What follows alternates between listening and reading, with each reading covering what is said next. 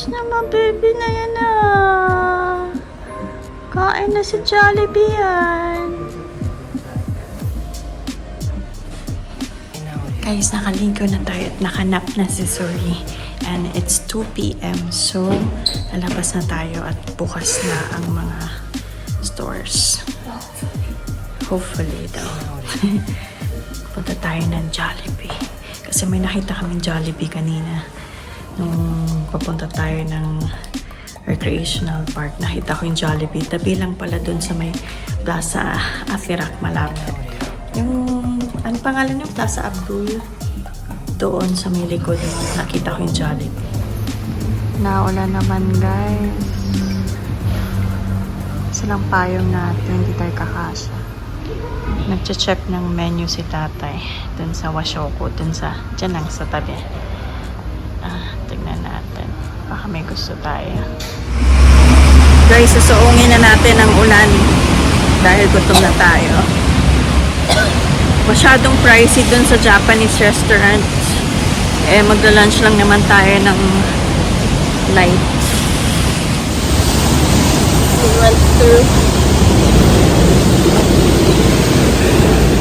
Parang lagi tayong may obstacle course dito. Lagi tayong pupunta dun sa may mga gilid-gilid para makatawid. Okay, let's go. Parang tayo lang naglalakad dito guys kasi lahat halos sila nakakotse. And dito tayo sa second floor ngayon kasi nagpapatila tayo ng ulan. Mga orange siguro pa? Hindi siya ano tayo. Mahal siguro talaga damit dito na. Pasok tayo dun sa isa gusto. Nakabili na tayo ng lotion ni Suri guys. $2.40 Vaseline. Yan. Taas tayo. Sana tumila na yung ulan. Kaya wala tayo maikutan guys. Mo, $1 lang yung bobo, 46 pesos. Parang Divisoria feels siya guys. Ano? Oh, ang galing ah. Tamang-tama na wala natin sa Korea yung isa natin, yung color white natin na tripod. Meron akong guys na itim. Kaso sobrang laki naman ng tripod na hindi ko na dinala. Naka-hand carry nga lang tayo eh. Hindi kakasya sa hand carry natin.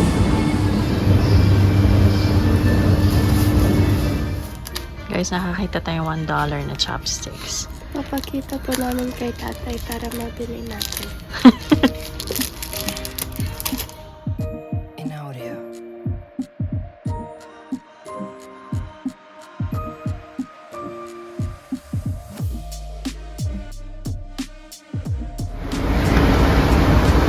Para lang to guys sa Jollibee.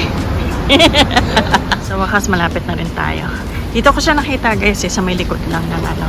Mauna ka na kasi tignan mo mag-obstacle course na naman kami. Oh my gosh. Basang-basa na yung pants. Kabuti pala ako nag-long pants ngayon. Kamali ako. Soak na siya. Gamit ko pa sana to the next day pero hindi na. Ayan, tingnan natin kung dito makaano tayo. Ayun yung Jollibee oh. Oo, diba?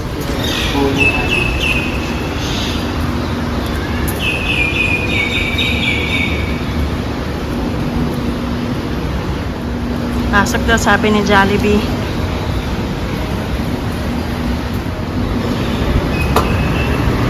Okay. Chicken Joy. May chicken strips. May carbonara na ko. Tsaka chicken strips.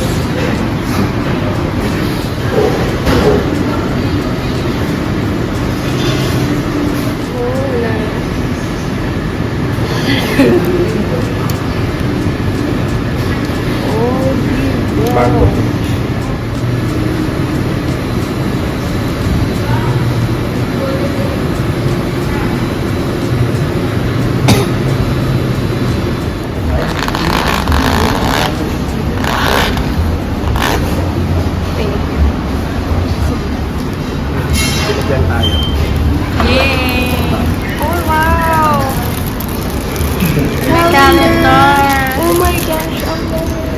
Thank you, Jollibee Brunei.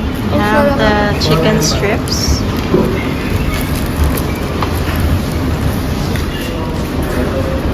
Nakakatuwa, binigyan tayo ng cauliflower. Ito guys, additional sa sa meal is just 30 plus pesos. Magkano nga ito na nung in-add natin? 35 pesos additional. And then, nag-ano ako ng large fries add-on. 63 pesos lang guys.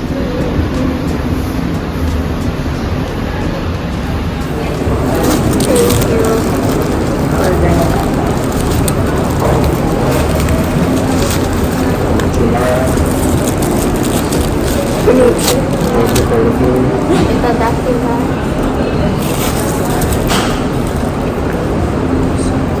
Ano mo tayo, ipakita mo sa kanila yung spaghetti.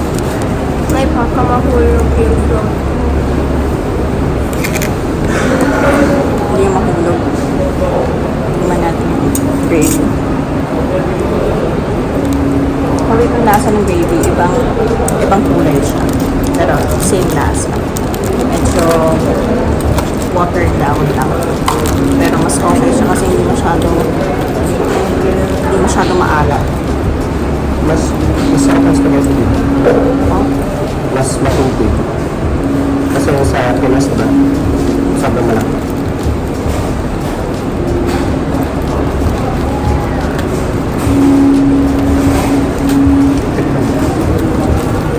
Parang mas tumayit ng yung Lasa niya.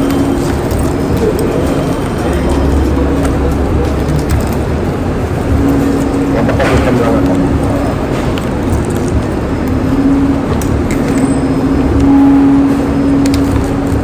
Nak, magdadawan pa tayo.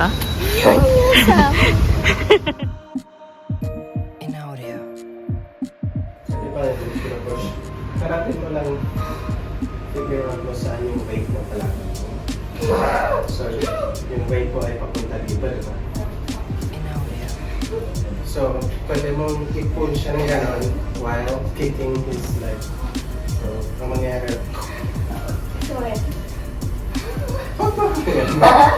i-kick ka sila lakasan mo.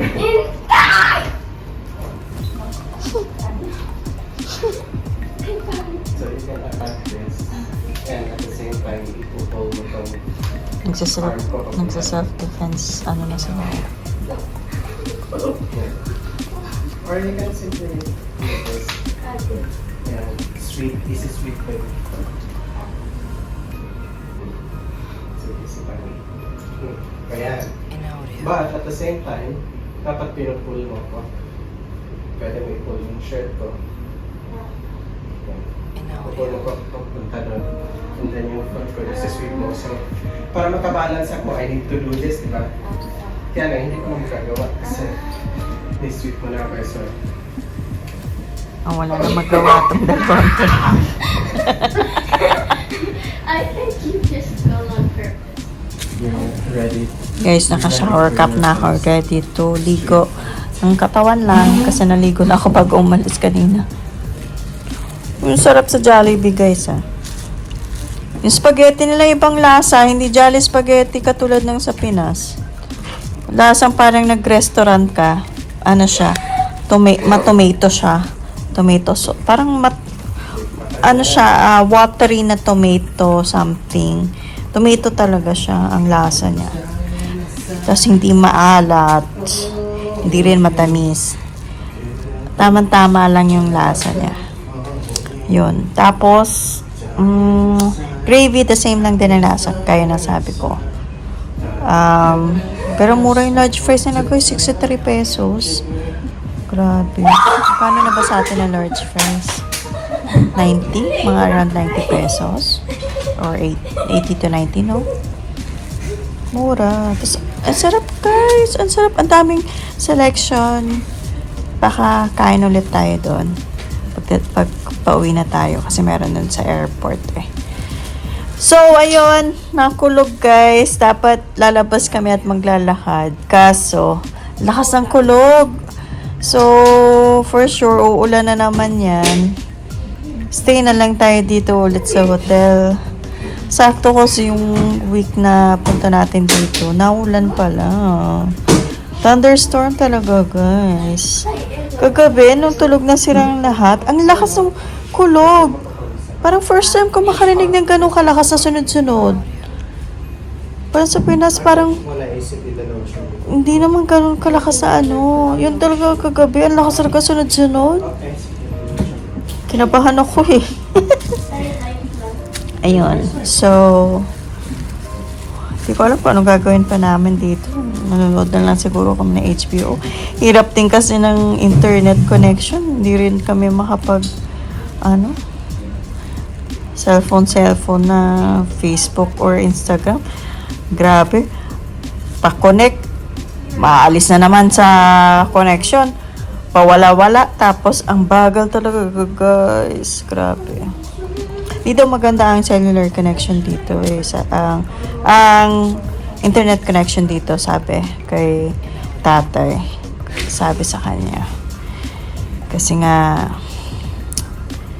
ano daw sabi tayo? Bakit daw mabagal ang connection? Sa data nila. Data connection, oo. Hindi naman mabagal, pero mahal. Mahal ang connection. Mahal ang mga... At saka hindi rin maganda yung connection niya, di ba? Dito sa hotel, hindi maganda. Hindi ko lang alam kung ganito kasi ibang Ayun nga, hindi natin alam. Baka naman maganda naman sa ibang hotel. Pero dito talaga hirap na Yung hirap. mga prepaid nila, Mm. mga mobile data, Mm. sobrang mahal. Oo, yung dito. Sobrang mahal talaga. Sabi Kalain mo, $10, 5 GB. Sabi ng isang nakausap natin, Mm. ang konti lang kasi ng tao sa Brunei. Konti lang daw ang tao sa Brunei. Walang hindi enough yung customers para I-update. magkaroon ng parang sa atin, na competitive na mga pricing. So dito yung mga telco, dito, they can just charge what they want. Narinig nyo yun, guys. Oh, yun. Sabi lang naman binilhan natin ng loan. Yeah. I'm trying Ano yung gagawin mo? Ipocari sweat. Na? Not the bang. So, white sugar. Lagyan mo na sugar. I'll clean this up, don't worry. Nag-experiment lang naman siya. Masarap po siya. Okay, inumin mo lahat, ha? Masarap pala. I don't know. Taste mo. Ang alin? Akala ko paubusin mo lahat. Hindi, magte-taste ka din. Hot.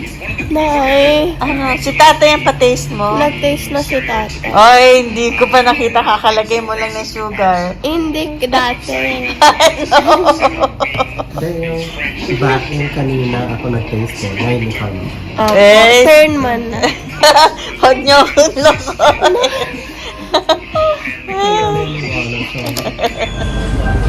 Guys, nandito na tayo sa Bristol Deli Cafe. Bukas sila hanggang 10 p.m. So, kahit busog pa kami, bumaba kami ng maaga. Akala namin magsasara na. Ito po ang menu. Pakita ko. Pause. Get pa rin order. Oh, every time I see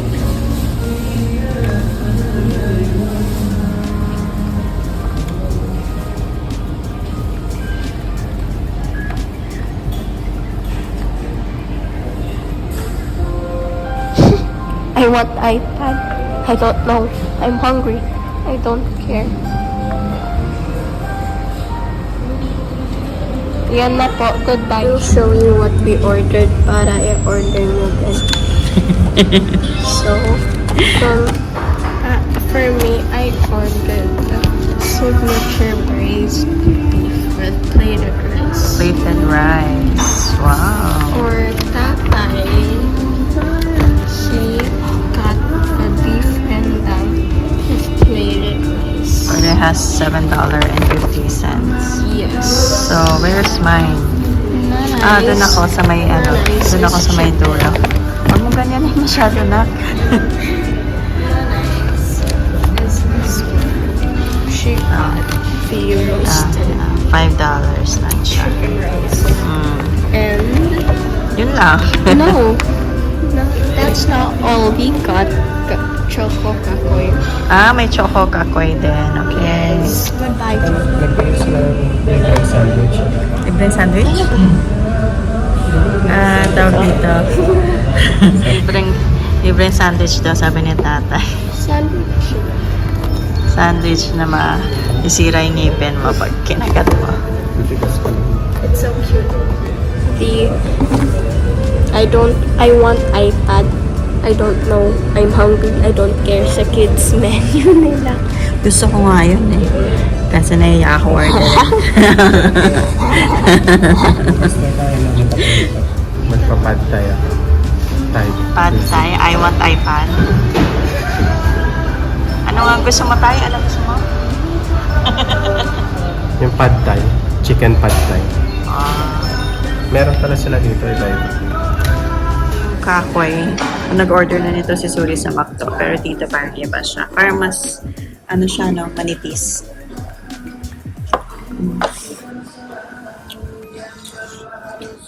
Anong lasa niya na? In audio. Lasang tinapay na nilagyan ng ano, donut na nilagyan ng chocolate. Okay. In audio.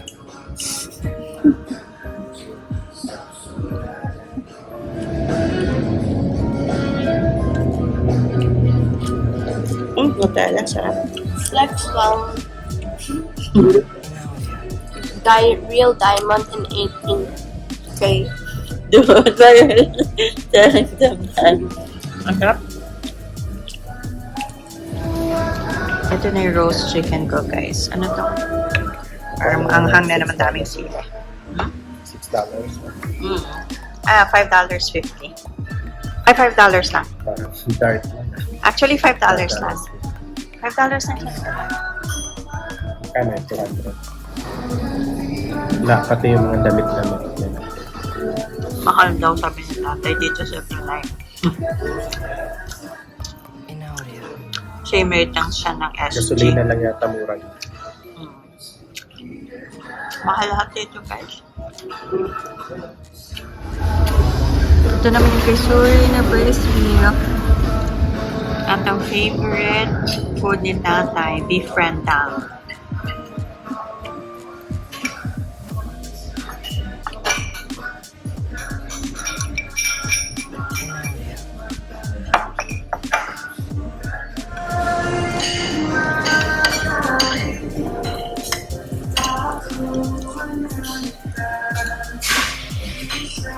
In audio. In audio. Sarap pa tayo.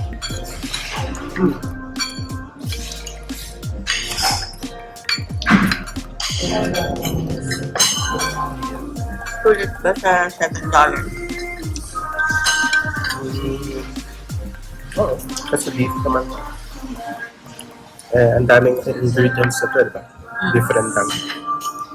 Pero mas gusto ko yung luto namin sa Siyempre, luto mo. mas creamy yun eh. Ang daming gata. Tapos talagang In audio. ang tagal ni nakasalang sa kalan. Siyempre, si Suri ang may luto nun. Si tatay.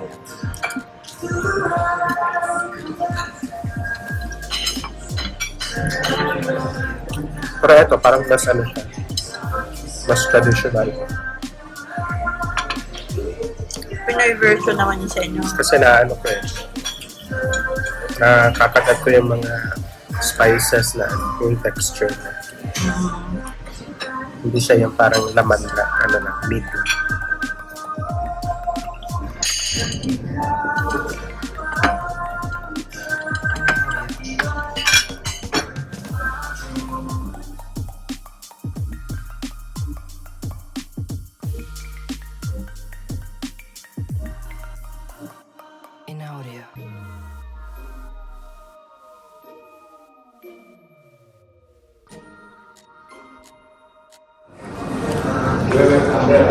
May nangungulimbat ng chicken, sis.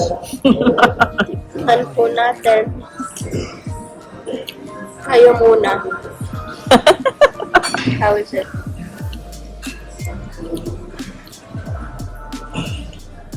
Pretty good.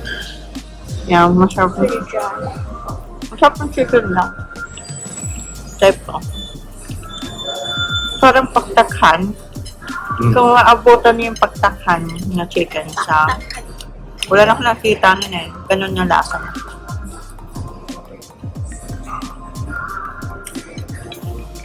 At yun nasa tabi lang ng ano, ng lobby ng Padilla. Kaya kung mag-check-in kayo dito, makakainan na kayo. Wala kang tamad na kayo ng mga bus. Inaudio. Hindi kakainin na agad kayo, diba? Sorry guys, hindi wala akong tripod eh. Inaudio. Nakapatong lang to sa plato.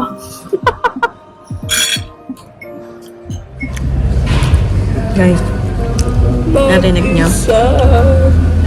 Taga makaka-copyright tayo. Ang daming Pinoy dito nag-work. Yung may music. Proud si tatay. Proud Pinoy. Nakarinig ng Pinoy music. Lupang hinirang ka nga tayo.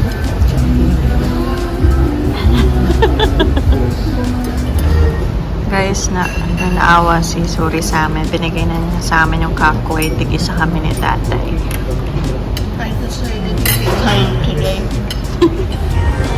Binigyan niya kami ng kakoy na kami rin magbabayad.